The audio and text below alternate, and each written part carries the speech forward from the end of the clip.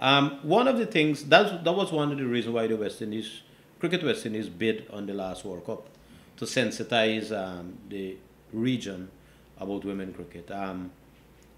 The West Indies Cricket Board was one of the first cricketing nations ever to contract female cricketers. But I guess some of the larger, wealthier nations are well advanced because of the financing and the structures that they have in place.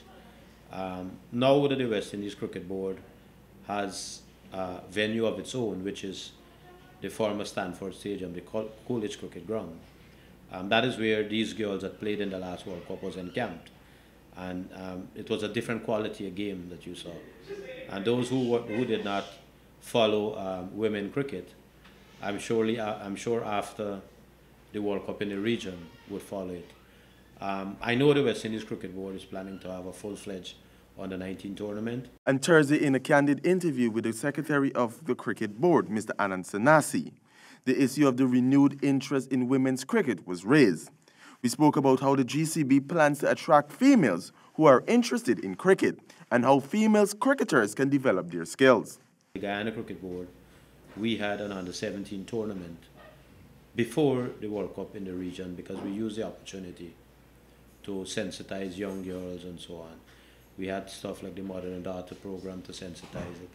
And I can tell you about 40 young women cricketers, young ladies, came out of that tournament that has the quality to move up. So we'll be working with these young ladies that we have identified. He identified the various ways in which females can get involved in the sport. Tournament that has the quality to move up. So we'll be working with these young ladies that we have identified.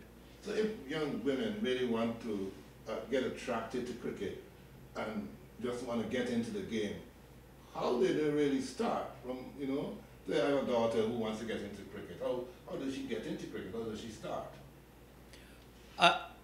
Our system is structured in a way that the same way we do the boys' cricket in school, we want to start there at the school level.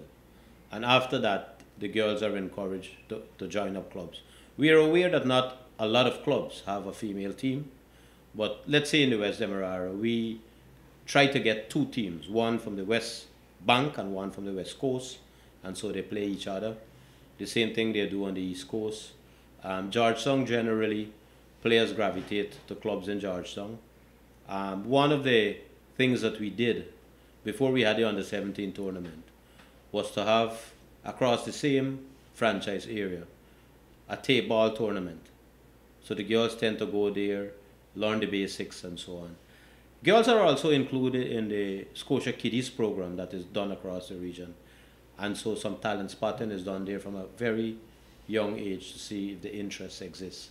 And then you move it forward. Mr. Sanasi also added that he knows that not enough has been done in Guyana to support women cricket.